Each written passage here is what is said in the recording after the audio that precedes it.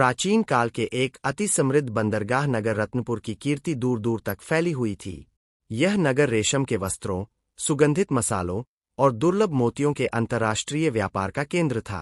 इस वैभवशाली नगर में सेठ धर्मचंद का नाम हर जुबान पर था, पर भय और घृणा के मिश्रण के साथ। सेठ धर्मचंद न केवल नगर का सबसे धनी व्यापारी था, बल्कि सबसे लालची भी। उसका लोभ केवल धन तक ही सीमित नहीं था, यह एक गहरी, अतृप्त प्यास थी जिसने उसके व्यक्तित्व के हर पहलू को दूषित कर दिया था। धर्मचंद के बचपन से ही यह लालच उसके साथ पल रहा था। जब अन्य बच्चे खेलकूद में लीन रहते थे, धर्मचंद हिसाब किताब की छोटी छोटी पुस्तिकाओं में भविष्य के मुनाफे की गणना करता था। जैसे जैसे उसका कारोबार बढ़ता गया, उसका लोभ एक दुर्जेय शक्ति में बदल गया। उसके व्यापारिक साम्राज्य में विशाल गोदाम थे जहां दुनिया भर का माल भरा रहता था। उसके जहाजी बेड़े में दर्जनों शक्तिशाली जलपोत थे जो सप्त सागर को पार करते थे। धर्मचंद किसी भी सौदे में प्रवेश करते समय केवल एक ही मंत्र दोहराता था, अधिकतम लाभ, न्यूनतम लागत, नैतिक नियम मेरे लिए नहीं बने। रत्नपुर के गरीब मजदूरों की दशा दयनीय थी। धर्मचंद उन्हें सबसे कम मजदूरी देता, काम का बोझ सबसे ज्यादा रखता और किसी भी विरोध को क्रूरता से दबा देता। वह किसानों से उनकी फसलें औने पौने दाम पर खरीदता और उन्हें दूर के बाजारों में कई गुना ज्यादा दाम पर बेचता। नगर के पंडित और संत उसे बार बार संतोष, संतुष्टि का महत्व समझाते, पर धर्मचंद उपहास करता। संतोष निर्धनों का धर्म है, साधु। धन कमाना मेरा धर्म है। दौलत ही मेरी पूजा है और लाभ ही मेरी प्रार्थना, धर्मचंद अक्सर कहता। लोग उसे सेठ कहने के बजाय दबी जुबान में रत्नपुर का विष या लोभराज कहते थे। उसकी हवेली भले ही सोने चांदी से सजी थी, पर उसकी आत्मा दरिद्रता से भरी थी। एक तूफानी मानसून के अंत में धर्मचंद का सबसे पुराना और विश्वस्त जहाज सागरपुत्र महीनों की अनुपस्थिति के बाद रत्नपुर के बंदरगाह पर लौटा। कप्तान वीरभद्र, जो अपनी बहादुरी और ईमानदारी के लिए जाना जाता था, थका हुआ और उदास लग रहा था। वीरभद्र ने सीधे धर्मचंद की हवेली का रुख किया। उसने अपने सामान की रिपोर्ट दी, जो अपेक्षित थी, लेकिन उसके बाद उसने एक अजीब कहानी सुनाई। सेठ जी, वीरभद्र ने संकोच से कहा, हमारी यात्रा के दौरान एक भयंकर तूफान ने हमें रास्ता भटका दिया। हम कई दिन तक भटकते रहे और अंततः एक ऐसे अज्ञात द्वीप पर जा पहुंचे जिसका उल्लेख किसी नक्शे में नहीं है। उस द्वीप पर सामान्य फल फूल नहीं थे। वहां एक विशेष प्रकार का वृक्ष था जिस पर सुनहले रंग के फल लटके थे। ये फल इतने चमकीले थे कि अंधेरे में भी चमकते थे। द्वीप के कुछ आदिवासियों ने हमें बताया कि ये फल अमृत फल कहलाते हैं। धर्मचंद कुर्सी पर सीधे बैठ गया। अमृत फल, नाम तो आकर्षक है। क्या विशेषता है इन फलों की? वीरभद्र ने फुसफुसाते हुए बताया, विशेषता यह है सेठ जी कि जो भी स्वस्थ व्यक्ति इस फल को खाता है, उसकी शारीरिक उम्र जहां की तहां 50 वर्षों तक स्थिर हो जाती है। वे बुढ़ापे की प्रक्रिया को रोक देते हैं। यह अमृत का एक टुकड़ा है। धर्मचंद का चेहरा अचानक सफेद पड़ गया, फिर लाल हो गया और उसकी आंखें उन्माद से चमक उठीं। उसके दिमाग में अरबों खरबों का मुनाफा नहीं घूम रहा था, अब वह कालातीत शक्ति के बारे में सोच रहा था। सोना चांदी क्षणभंगुर है, उसने सोचा। मसाले और रेशम समय के साथ गल जाते हैं, लेकिन जीवन की स्थिरता, यह दुनिया की सबसे महंगी वस्तु है। हर राजा, हर सम्राट, हर शक्तिशाली व्यक्ति इस फल के लिए अपनी पूरी सल्तनत बेच देगा। मैं अब केवल व्यापारी नहीं रहूंगा, मैं जीवन का विक्रेता बनूंगा। उसने तुरंत वीरभद्र को रोक दिया। तुम किसी से इस बारे में बात नहीं करोगे। यह एक राज है। क्या तुम उस द्वीप पर दोबारा जा सकते हो? क्या तुम उसका रास्ता जानते हो? वीरभद्र ने हामी भरी। धर्मचंद ने तुरंत सबसे तेज, सबसे बड़ा और सबसे मजबूत युद्धपोत तैयार करने का आदेश दिया। उसने एक विशाल दल तैयार किया जिसमें केवल उसके सबसे क्रूर और वफादार अंगरक्षक शामिल थे। धन, हीरे, हथियार, सब कुछ जहाज में लाद दिया गया। उसका उद्देश्य अब केवल व्यापार नहीं, बल्कि एकाधिकार और अमरत्व था। अगले ही दिन सेठ धर्मचंद स्वयं उस जहाज पर सवार होकर अमृतफल के द्वीप की ओर निकल पड़ा। यात्रा लंबी और खतरनाक थी। समुद्री तूफानों ने जहाज को झकझोरा, लेकिन धर्मचंद का लालच उसे आगे बढ़ाता रहा। उसने नाविकों और मल्लाहों पर कोड़े बरसाए, उन्हें दिन रात काम करने पर मजबूर किया। कई सप्ताह बाद वे उस रहस्यमय द्वीप पर पहुंचे। द्वीप की सुंदरता अलौकिक थी, मानो प्रकृति ने अपनी सारी कलाकारी यहीं उंडेल दी हो। बीचों बीच सबसे ऊंचे पर्वत की ढलान पर अमृतफल के पेड़ खड़े थे। फल सुनहरे थे, हवा में दिव्य सुगंध थी, और हर फल एक छोटे जलते हुए दीपक जैसा लग रहा था। धर्मचंद ने किनारे पर पैर रखा और एक उन्मत्त चीख के साथ आदेश दिया, तोड़ो। एक भी फल पेड़ पर नहीं रहना चाहिए। सबको सावधानी से संदूकों में बंद करो। सेना और मजदूरों ने लगकर काम शुरू कर दिया।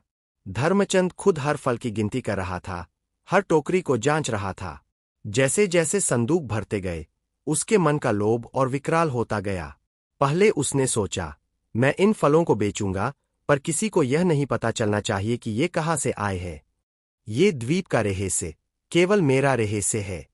फिर उसने सोचा, ये नाविक, ये मजदूर, ये सब जानते हैं। अगर ये वापस जाकर भेद खोल देंगे तो दूसरे व्यापारी भी यहां पहुंच जाएंगे। मुझे एकाधिकार खोना नहीं है। उस रात अंधेरे का फायदा उठाकर धर्मचंद ने अपने सबसे वफादार सेनापति क्रूरसेन को बुलाया। क्रूरसेन, उसने धीरे धीरे कहा, हमारा काम पूरा हो गया है। इन मजदूरों और नाविकों को अब जिंदा रहने की जरूरत नहीं है। ये सब भेदी है। जब हम कल सुबह रवाना हो तो सुनिश्चित करना कि यहां कोई जिंदा इंसान न बचे जो द्वीप का रास्ता जानता हो। क्रूरसेन, जो अपने मालिक जितना ही क्रूर था, तुरंत सहमत हो गया। अगली सुबह जब सारा अमृतफल जहाज में भर दिया गया, धर्मचंद को एक अंतिम और सबसे बड़ा लालच घेर लिया। क्यों न मैं इन फलों को बेचूं ही नहीं, क्यों न मैं स्वयं इन्हें खाकर अमर हो जाऊं। उसने सोचा, अगर मैं बेचता हूं तो मुझे अपार धन मिलेगा, पर मैं कुछ 1000 साल ही जी पाऊंगा। अगर मैं इन्हें खुद खा लूं तो मैं अनंत काल तक जीवित रहूंगा। मैं अकेला अमर शासक बनूंगा। मेरे लिए धन से ऊपर मेरा जीवन है। उसने गुप्त रूप से सबसे सुरक्षित संदूक खुलवाए और अपनी गिनती शुरू की। कुल मिलाकर लगभग 1200 अमृतफल थे। एक फल 50 साल का जीवन स्थिर करता है। उसने गणना की, अगर मैं 10 फल खाता हूं तो 500 साल, अगर मैं 100 फल खाता हूं तो 5000 साल। मेरा शरीर कभी बूढ़ा नहीं होगा, मैं हमेशा शक्तिशाली रहूंगा। उसी क्षण उसने अपने लिए 15 सबसे चमकीले फल चुने। मजदूरों को छोड़ने के बाद वह एक घने जंगल की ओर चला गया। यह सुनिश्चित करने के लिए कि कोई उसे न देखे, वह एक विशाल चट्टान के पीछे छिप गया। उसने पहला फल अपने हाथ में लिया। वह फल किसी हीरे की तरह चमक रहा था। धर्मचंद ने अपनी बंद आंखों में अपने अमर भविष्य का स्वप्न देखा। वह हमेशा युवा, हमेशा शक्तिशाली, हमेशा धनी। उसने बड़ी भूख और आनंद के साथ पहला फल खा लिया। स्वाद उसके जीवन में अनुभव किए गए हर सुख से बढ़कर था। एक अद्भुत स्वर्गीय ऊर्जा उसके शरीर में दौड़ गई। वह उत्साह से भर गया और एक के बाद एक फल खाने लगा। पहला, दूसरा, तीसरा, 10वां। जब उसने 5,000,5,000 हवा फल खाया, तब अचानक उसके शरीर में एक भयंकर जलन शुरू हो गई। यह जलन उस आनंद से बिल्कुल विपरीत थी जो उसे पहले मिला था। उसके पेट में आग लग गई, उसकी नसें फटने लगीं, और उसका शक्तिशाली शरीर जमीन पर गिर पड़ा, दर्द से छटपटाने लगा। उसी पल जंगल से एक अत्यंत वृद्ध और शांत आकृति बाहर निकली। यह द्वीप का अनादि ऋषि था, जो इस दिव्य फल की सदियों से रक्षा कर रहा था। ऋषि ने धर्मचंद को दर्द से तड़पते हुए देखा। ओह, लोभ से अंधे हुए प्राणी, ऋषि ने शांत पर गंभीर स्वर में कहा, तूने सोचा कि तू प्रकृति को खरीद लेगा, तूने सोचा कि तू अमृत को भी अपने लालच से ढक देगा। दर्द से कराहते हुए धर्मचंद ने लगभग टूटी हुई आवाज में पूछा, ऋषिवर, यह अमृत फल है, यह मुझे जीवन क्यों नहीं दे रहा है? यह विष क्यों बन गया? ऋषि ने करुणा के साथ सिर हिलाया। मूर्ख, यह अमृत फल है, पर इसका एक कठोर नियम है। यह फल अकेलापन, लालच और स्वार्थ को सहन नहीं करता। यह फल प्रकृति का एक उपहार है, जिसे मनुष्य के समुदाय को स्वस्थ रखने के लिए बनाया गया है। नियम यह है, एक व्यक्ति को 50 वर्षों में केवल एक ही फल खाना चाहिए। एक फल शरीर की उम्र को स्थिर करता है, शरीर को बल देता है, पर उसका असली काम आत्मा को शांति और संतोष देना है, ताकि तुम जीवन की सेवा कर सको। यदि कोई व्यक्ति एक से अधिक फल खा ले तो उसका अमृत तुरंत हलाहल विष बन जाता है। अमृत की मात्रा शरीर के प्राकृतिक संतुलन को तोड़ देती है और उसका बल मनुष्य को नष्ट कर देता है। तूने तो एक साथ 15 फल खा लिए। तूने अपनी लालची भूख को बुझाने के लिए 750 वर्षों का बल अपने शरीर में भर लिया। उस अत्याधिक बल ने तेरे शरीर की नसों को तोड़ दिया है। तूने अपने मजदूरों को मारने की योजना बनाई। तूने एकाधिकार का सपना देखा। तूने अमरत्व का व्यापार करने का सोचा। तूने लोभ की हर सीमा पार की। धर्मचंद दर्द और निराशा से थरथरा उठा। उसने अपने आसपास देखा। कोई धन नहीं, कोई जहाज नहीं, बस रेत, जंगल और असनीय पीड़ा। उसके लोभ ने न केवल उसे मरवा दिया, बल्कि उसने जीवन देने वाली सबसे कीमती वस्तु को भी विष बना दिया। वह जीवन जो उसे अमरता देने वाला था, वही अब उसकी मृत्यु का कारण बन गया। सेठ धर्मचंद ने अंतिम बार जमीन पर हाथ मारा। उसके मुंह से अंतिम शब्द निकले, मेरा, मेरा लाभ। और उसकी आंखें हमेशा के लिए बंद हो गईं। इस प्रकार रत्नपुर का सबसे धनी और सबसे लोभी व्यापारी अपनी अमरता की चाह में एक अनाम द्वीप पर अकेला मर गया। उसका जहाज और बचे हुए फल क्रूर से ने हड़प लिए।